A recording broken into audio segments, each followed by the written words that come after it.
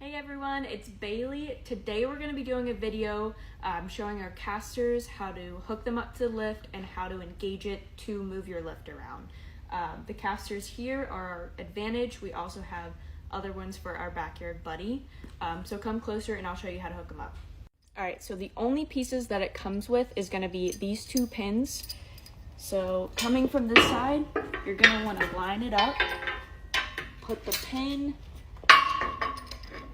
through there, put it through the other side, and then these pins can go either way, but you just stick it down in like that. So the next thing that you're going to do is lower your lift. You want to make sure that your cross beams line up with the casters and this little cradle piece right here. After that, you're good to just lower it and it will fit perfectly in.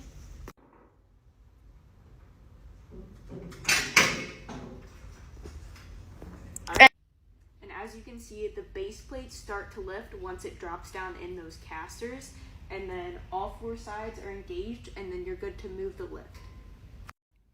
And now I'm going to show you how easy it is to move the lift. Whee!